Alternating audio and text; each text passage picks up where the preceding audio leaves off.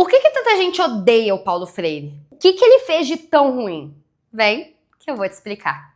O Paulo Freire nasceu em Recife em 1921 e ele foi um educador. Basicamente, pessoal, o maior feito da vida dele foi que ele desenvolveu um método de alfabetização para adultos. Com o método Paulo Freire, em apenas 40 horas de aula, um adulto conseguia aprender a ler e escrever do zero, usando palavras que faziam parte do dia a dia, do cotidiano dele. Então, basicamente, ele criou um método para ensinar gente mais velha que não conseguiu estudar quando era jovem a ler e a escrever. Ok, mas qual que é o problema disso? Política. Porque, pessoal, durante quase toda a história do Brasil, as pessoas pobres não tinham direitos políticos, elas não podiam participar da política. O Dom Pedro I e o Dom Pedro II colocaram na Constituição do Brasil que só pessoas ricas, pessoas que tivessem uma alta renda, poderiam votar. Mas depois que o Brasil virou uma república, ficou muito feio colocar isso na Constituição. Mas os governantes não queriam que os pobres participassem da política, principalmente depois que a escravidão no Brasil acabou. Eles queriam que aqueles ex-escravos tivessem direitos políticos, que eles pudessem votar.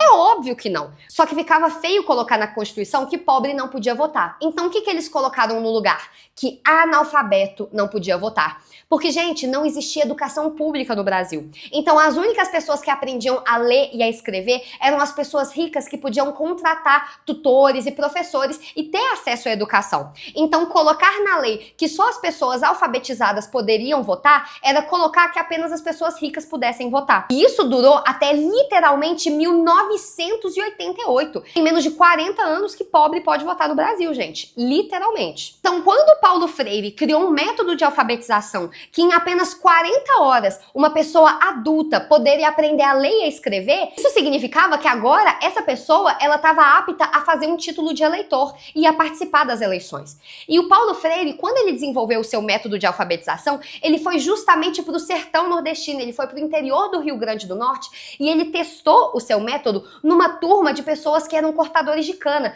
homens e mulheres que nunca tinham tido acesso à educação. E o método, gente, funcionava. Em 40 horas de aula, aquelas pessoas que nunca tinham entrado numa escola estavam lendo, estavam escrevendo, interpretando o texto. Só que isso assustou as autoridades, porque agora essas pessoas pobres e simples, elas podem votar. E em quem que vocês acham que essa galera ia votar, pessoal?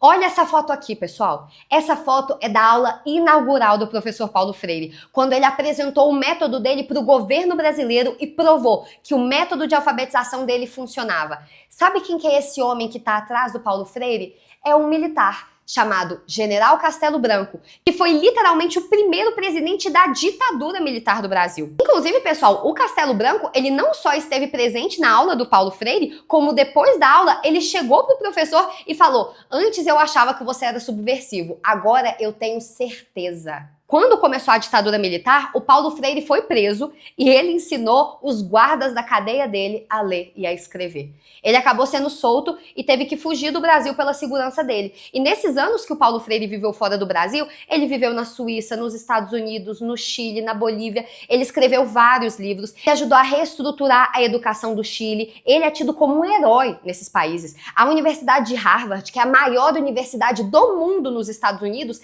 tem disciplinas que estudam o Paulo Freire. O Paulo Freire é um herói mundial, menos no Brasil. Menos do país dele. Todos esses países, os suíços estudam o método Paulo Freire. Os professores italianos têm aula de Paulo Freire. Mas no Brasil, ele foi perseguido e foi julgado como se ele fosse um grande destruidor da sociedade, literalmente porque ele ensinava gente pobre a ler e a escrever. Só que o problema era que para os pobres, saber ler e escrever era uma ferramenta de transformação, porque agora eles podem participar da política. E política traz transformação. Só que a transformação assusta quem? Assusta quem tá no alto e tem medo de que quem tá embaixo suba e tome o seu lugar. Esse era o grande crime do Paulo Freire, ser um bom professor. Tem menos de 30 anos que o Paulo Freire morreu e muitas histórias já foram inventadas para manchar a imagem dele. Muita gente fala que tem vários motivos para odiar o Paulo Freire, mas o único motivo que existe para odiar o Paulo Freire é esse. Ele era um homem que dedicou a sua vida inteira aos pobres e que ele queria que os pobres usassem a educação como uma ferramenta de mudança para sair do ciclo da miséria. Quem odiava o Paulo Freire eram os governantes que tiveram acesso à educação, mas não queria que a população geral do Brasil tivesse. Gente, na época, mais de 80% do Brasil era analfabeto. E aí, hoje em dia, essas pessoas que falam esse discurso de que o Paulo Freire era ruim, que ele queria destruir a sociedade, que ele era um comunista louco, você acha que você está mais perto de quem? Do Castelo Branco ou da população que precisava de aula do Paulo Freire? Na verdade, pessoal, nós estamos muito mais perto de ser alunos do professor Paulo Freire do que de estar junto com essas pessoas que perseguiram ele. Nós não somos os opressores, galera, nós somos os oprimidos. Mas ele mesmo já dizia, né?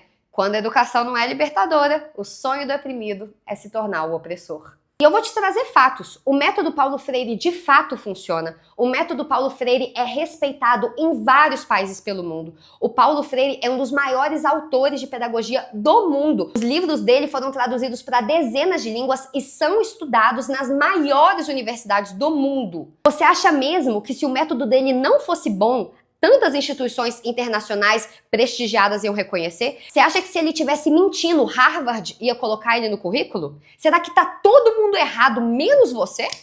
Compartilha esse vídeo e deixa sua opinião nos comentários. E agora você sabe...